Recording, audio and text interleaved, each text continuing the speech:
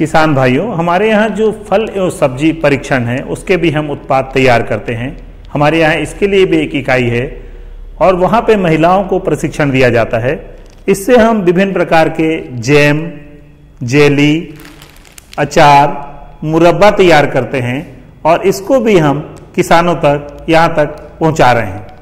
इसके अलावा चूंकि जैविक खेती को इस समय बढ़ावा दिया जा रहा है, इसको देखते हुए हमारे यहाँ जैविक उर्वरक बनाने की इकाई लगाई गई है।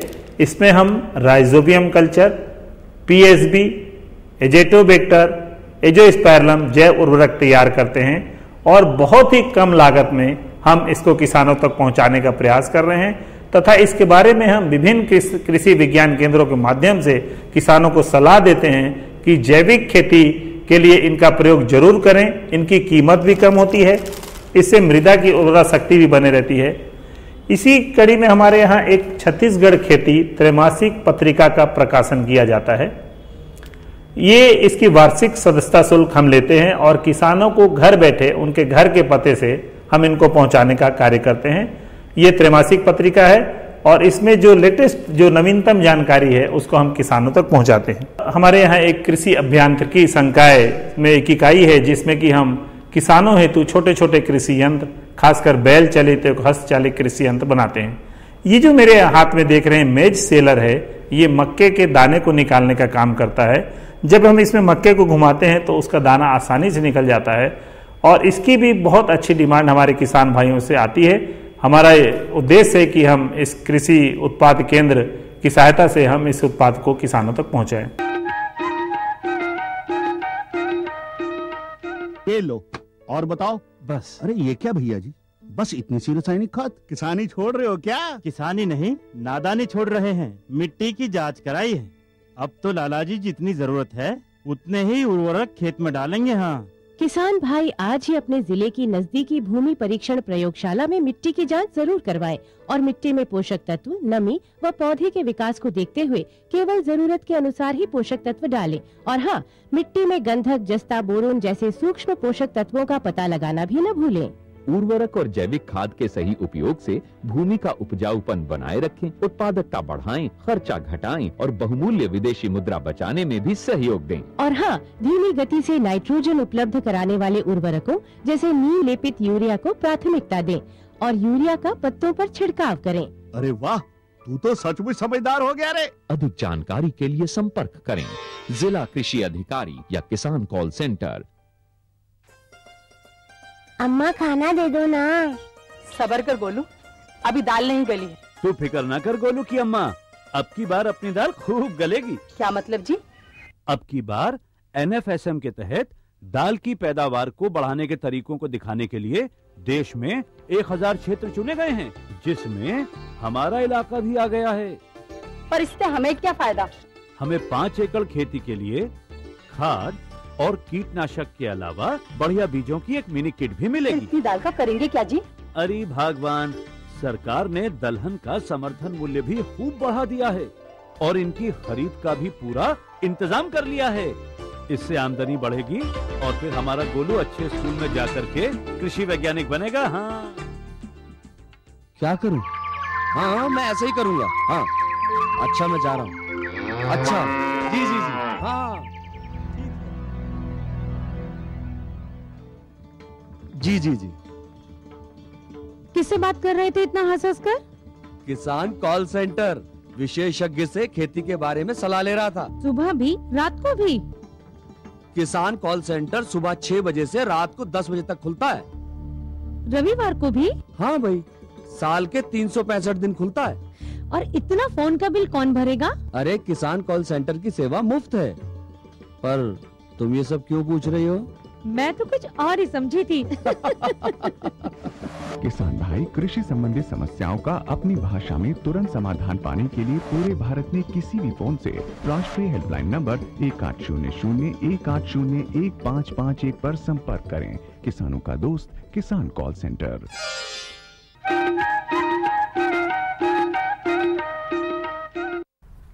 कृषि दर्शन देखिए जम्मू संगवारी और किसान भाई मल्ला जय जोहार।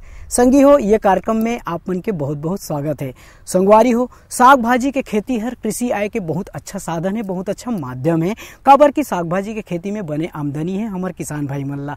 फिर संगी हो यहाँ के जलवायु हर घलोक, छत्तीसगढ़ के जलवायु हर घलोक किस्म के साग भाजी के उत्पादन ला करे खातिर वरदान साबित होते, बहुत उन्नत है।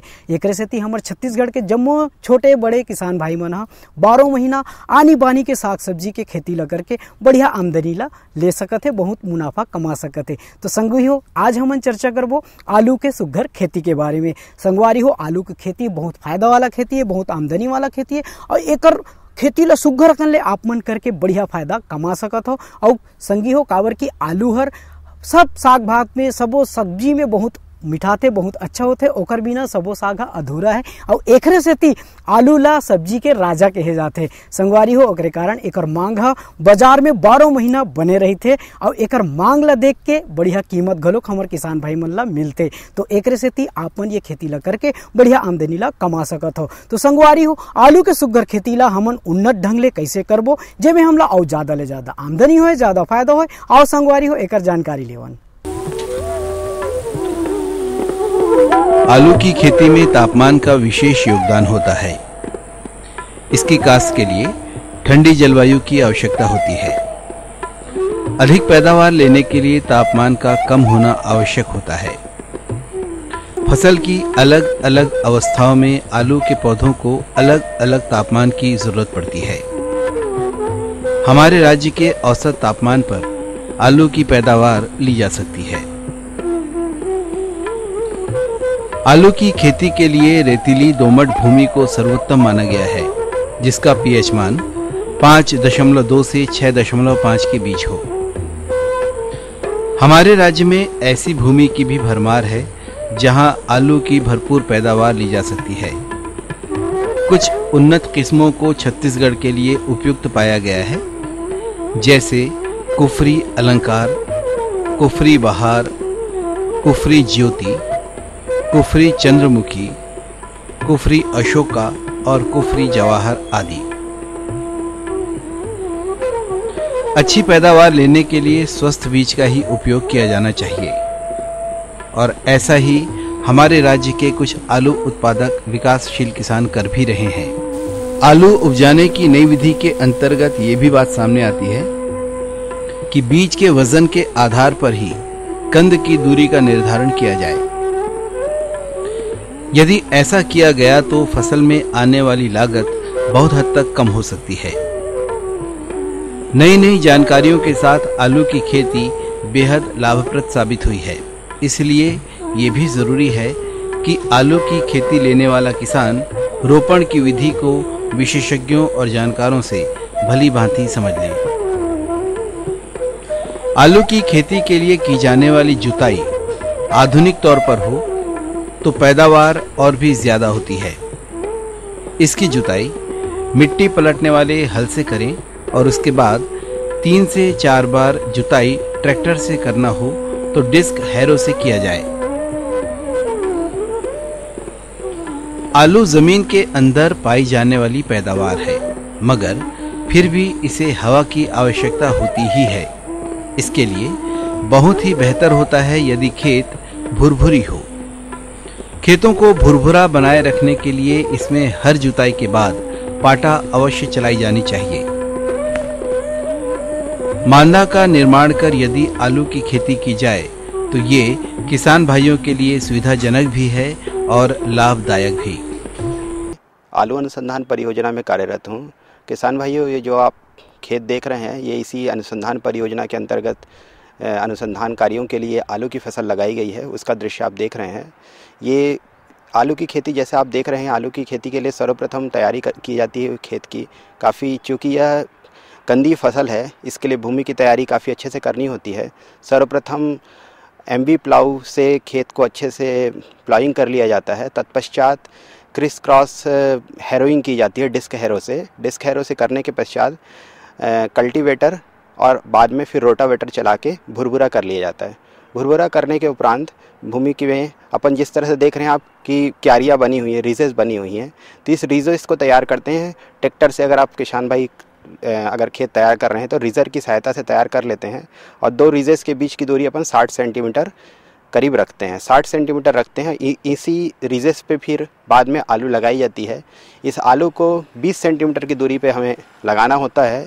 आलू को चूँकि हम लोग कोल्ड स्टोरेज में संग्रहित करके रखते हैं, इसीलिए लगाने के करीब 10 से 15 दिन पूर्व ही, जैसे कि ये आप जो फसल देख रहे हैं करीब 7 नवंबर की लगी हुई फसल है, तो इसको हम करीब 15 दिन पूर्व करीब 25 अक्टूबर 20 अक्टूबर के आसपास कोल्ड स्टोरेज से निकाल लेते हैं। कुछ 10 दिन में इसमें फिर अंकुरण जब प्रारंभ हो जाता है, जब उसमें बर्ड्स आने लगते हैं, तब इसे फिर लगाने के लिए उपयुक्त मानते हैं।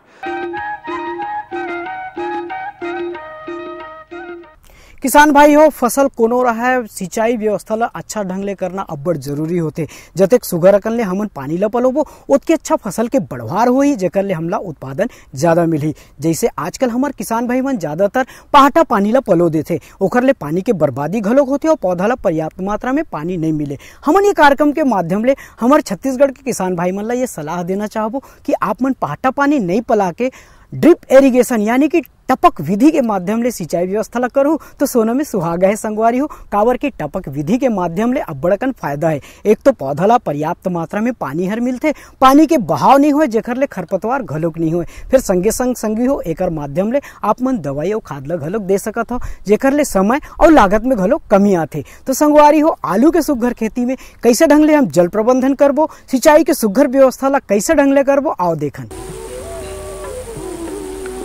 आलू एक उथली जड़ वाली फसल है और इसे बार बार सिंचाई की आवश्यकता होती है। दिए जाने वाले सिंचाई की संख्या में भी वैज्ञानिक दृष्टिकोण है। इस आधार पर 2 सिंचाइयों के बीच का अंतर भूमि की किस्म और मौसम पर निर्भर करता है। आलू की सिंचाई में इस बात का पूरा ख्याल रखें कि नालियां 3/4 से अधिक न भरने पाएं। नाली का केवल आधा भाग ही पानी से भरा रहे तो बेहतर होता है। अगर भूमि समतल है तो ही नालियों की लंबाई अधिक रखी जानी चाहिए, अन्यथा यथासंभव प्रयास तो ये करना चाहिए कि नालियों की लंबाई कम से कम हो। भूमि में जल निकास की अच्छी व्यवस्था रखी जानी चाहिए।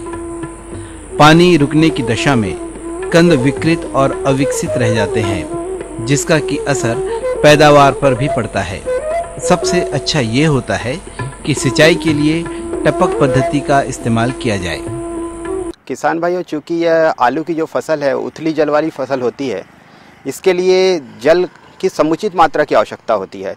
और आजकल आप लोग जैसे कि जानते हैं कि टपक सिंचाई विधि या जिसे ड्रिप इरिगेशन बोलते हैं, इसका बहुत बड़ा योगदान है हमारे भारतीय कृषि में। खास करके जो अधिक जल चाहने वाली फसल हो या जहाँ पे जल की अनुपलब्धता हो या कमी हो, तो इसी को ध्यान में रखते हुए इसमें अगर टपक सिंचाई विधि से अगर जल का प्रबंध आप कर सकें तो और बेहतर है। ना होने से स्प्रिंकलर की सिंचाई इसके लिए सर्वदा उपयुक्त है। और अगर किसान भाई के पास यह दोनों विधि उपलब्ध ना हो, तब इसे फ्लड के माध्यम से या बहाव विधि से, इसमें जो 2 मांदे हैं इसके बीच में अपन पानी देंगे। लेकिन बहाव विधि से जब भी पानी दे तब ये ध्यान रखें कि पूरा ऊपर तक के मांदा ना भीगे, ऊपर से करीब 2 से 3 सेंटीमीटर सूखा रहे, मतलब पूरी तरह से आपको गीला नहीं करना है। और जहाँ तक पानी की मात्रा की बात है तो 3 से 4 दिन के अंतराल में स्प्रिंकलर और करीब 4 से 5 दिन के अंतराल में आपको बहाव विधि से देना पड़ता है। लेकिन फिर भी किसान भाइयों ये भी चीज़ ध्यान रखें, इस दौरान अगर किसी तरह से जो शीत ऋतु में कभी कभी बरसात आ जाती है, अगर बरसात आ जाती है तो उस अवधि को आप छोड़ के फिर इरिगेशन को प्रदान करें।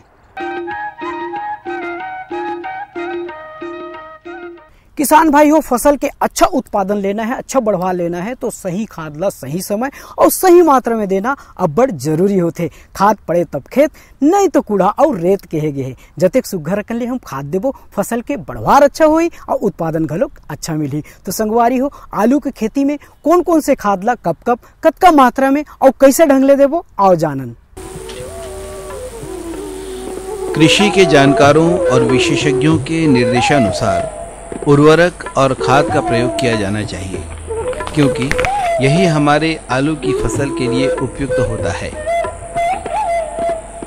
वैज्ञानिकों के आधार पर 1 हेक्टेयर में आलू की फसल लेने के लिए 250 से 500 क्विंटल गोबर की या कंपोस्ट खाद आलू लगाने के 10 से 15 दिनों के पहले ही खेत की तैयारी के दरमियान दे देना चाहिए। इसके अतिरिक्त 150 किलो नत्रजन, 80 किलो स्फूर और 100 किलो पोटाश की आवश्यकता होती है। स्फूर और पोटाश की संपूर्ण मात्रा और नत्रजन की आधी मात्रा आलू के कंदों को लगाते समय 2 मेड़ों के बीच की नालियों में दे देनी चाहिए, ताकि मिट्टी चढ़ाते समय खाद मिट्टी में ही मिल जाए और खाद और मिट्टी का मिश्रण मेड़ों पर जमा हो जाए। नाइट्रोजन की तरह पोटाश को भी 2 बराबर भागों में बांटकर दिया जा सकता है, जिससे आलू के कंद की गुणवत्ता और भंडारण क्षमता में अच्छी वृद्धि देखी गई है। आलू के कंदों को लगाने से पहले उपचारित करना काफी लाभप्रद होता है। आलू की फसल के साथ उगे खरपतवारों का भी निदान किया जाना चाहिए। किसान भाइयों, जब आप खेत तैयार कर रहे हो उसी समय करीब 200 टन अच्छी से सड़ी हुई गोबर की खाद आप खेत में मेड़ बनाने के समय में मिला दें। इसके बाद रासायनिक उर्वरक की मात्रा की बात होती है तो 150 किलो करीब यूरिया, जिसकी आधी मात्रा करीब 75 किलो आप जब खेत में जब फसल लगा रहे हो उसी दौरान अपने को जो क्यारियां बनाए हैं उसके ऊपर लाइन जब खींचेंगे आलू लगाने के लिए उसी समय उसमें दे देंगे। इसके साथ में पूरी मात्रा पोटाश और फास्फोरस की, जो कि 100 किलो प्रति हेक्टेयर दोनों की मात्रा होती है, ये हमें प्रदान कर देना है। इसके उपरांत थोड़ी से मिला के फिर आलू को हमें लगाना है। इसके बाद जब हमें जो बची हुई आलू की मात्रा है, अपने खाद की मात्रा है, जो कि यूरिया की या फिर नत्रजन उर्वरकों की जो मात्रा है करीब 75 किलो, चूँकि हमने आधी मात्रा लगाते समय दे दी थी, आधी मात्रा 30 दिन के बाद जब हमें मांदा चढ़ाएंगे, मिट्टी चढ़ाएंगे, जो कि आलू में एक बहुत महत्वपूर्ण प्रक्रिया है, उसी दौरान हमें दे देनी है। किसान भाइयों, हमारे छत्तीसगढ़ के किसान भाई बहन जी प्राण ला दे के बने मेहनत ला करके फसल के उत्पादन ला करते, लेकिन ओकर मन के मेहनत में पानी फेर देते। किस्म किस्म के बीमारी और कीड़ा मकोड़ा है। संगी हो, सही बात है, एकर समय रहते बीमारी कौन सा होते ओकर जानकारी लेना अब्बड़ जरूरी होते और रोकथाम बहुत जरूरी है। जानकारी के अभाव में हमारे किसान भाई मन ला बनेच नुकसान उठाए बर पड़ सकत है। तो आलू के खेती में घलोक बीमारी लगे के संभावना है। कौन कौन से कीड़ा मकोड़ा हर प्रभावित कर सकत है, का बीमारी लग सकत है, एक रोकथाम हम कैसे ढंग ले करबो, कौन कौन के दवाई ला कब कब और कतका मात्रा में देबो, संगवारी हो आओ यहू बात के जानकारी लेवन। अगेती अंगमारी और पिछेती अंगमारी आलू में पाए जाने वाले 2 मुख्य रोग हैं। यदि इन रोगों के प्रति सचेत न रहा गया तो ये रोग सारे फसल को चौपट कर सकते हैं। वर्षा और बादल की स्थिति में ये रोग अत्यधिक तीव्रता से बढ़ते हैं और फसल को समाप्त कर देते हैं। इन रोगों के प्रबंधन के लिए विज्ञान सम्मत विधियों का उपयोग किया जाना चाहिए। आलू में 2 तरह के कीट प्रमुखता से पाए जाते हैं। एक है कंदशलभ या ट्यूबर मॉथ और दूसरी तरह की कीट है एफिड।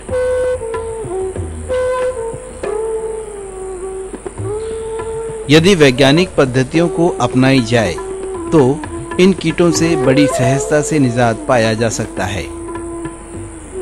इन कीटों से आलूओं को बचाना बहुत आवश्यक है, क्योंकि ये कीट न सिर्फ खड़ी फसल को नुकसान पहुंचाते हैं, बल्कि भंडार गृहों में भंडारित उत्पाद को भी हानि पहुंचाते हैं।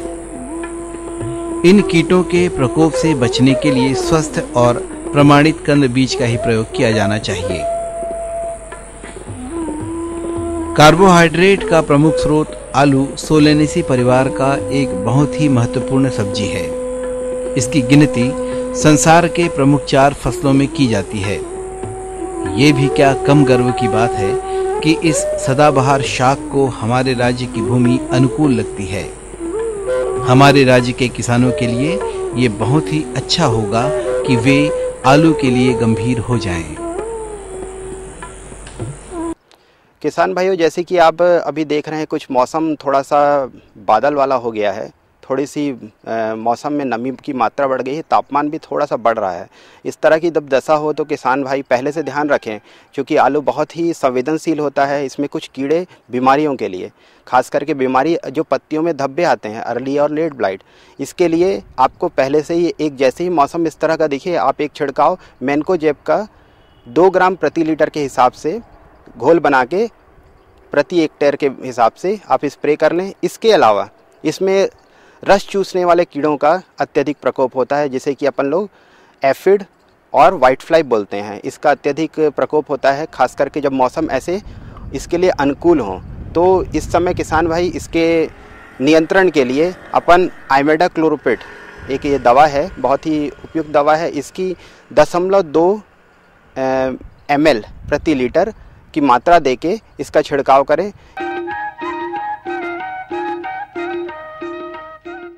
धन धन भोलेनाथ तुम्हारे कौड़ी नहीं खजाने में, 3 लोक में बस्ती बसाए आप बसे हैं वीराने में।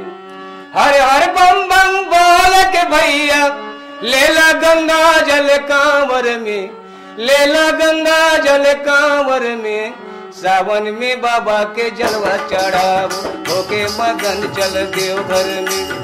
सावन में बाबा के जलवा चढ़ाव होके मगन चल देवघर में, होके मगन चल देवघर में, होके मगन चल देवघर में।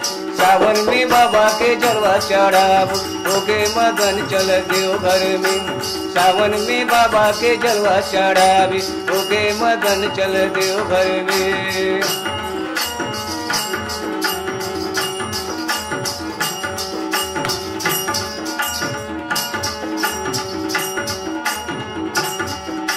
भोले बाबा ला दिल में बसाला, कट जाही तोरी उमरिया।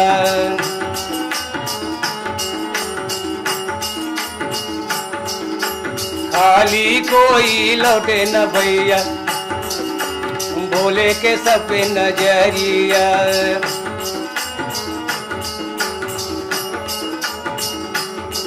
अरे हमरी भंगिया डमरू वाला, हमरी भंगिया डमरू वाला, सुखवा धरेला घर घर में, सुखवा धरेला घर घर में। सावन में बाबा के जलवा चढ़ावे होके मगन चल देवघर में। सावन में बाबा के जलवा चढ़ावे होके मगन चल देवघर में। हरे हरे बम बम बोल के भैया, हरे हरे बम बम बोल के भैया, लेला गंगा जल कांवर में, लेला गंगा जल कांवर में। सावन में बाबा के जलवा चढ़ावे होके मगन चल देवघर में। सावन में बाबा के जलवा चढ़ावे होके मगन चल देवघर में।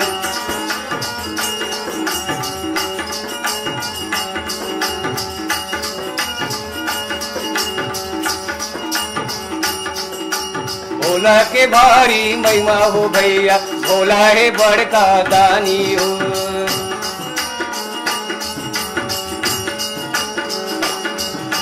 माथे चंद्रमा गरबा लगा के, जटवा में गंगा पानी हो।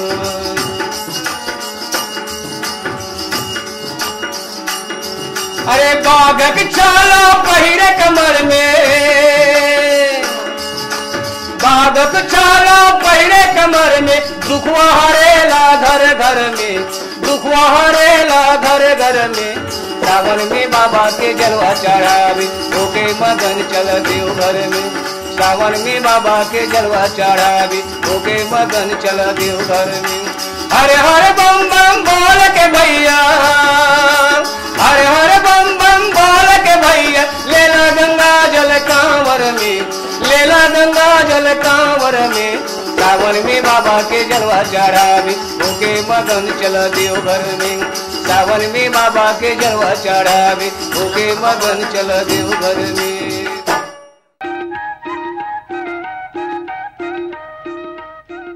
किसान भाइयों, ये तो रही इस आलू के खेती के संबंध में, इस आलू के खेती के बारे में सुघर अकन ले जानकारी। आपन ये जानकारी ला देखे सुने और समझे, आपमन ये आलू के सुघर खेती ला अपनाहू और बढ़िया आमदनी ला कमा के अपन जिंदगी ला खुशहाल बनाहू। यही आशा और विश्वास के साथ आज के अंक में बसत के अवैया अंक में मैं फिर इसने सुघर जानकारी ला लेके आप मन संग गोड़ बात ला करहूँ। तब तक बर अपन ये संगवारी ला देवा विदा। जय जोहार।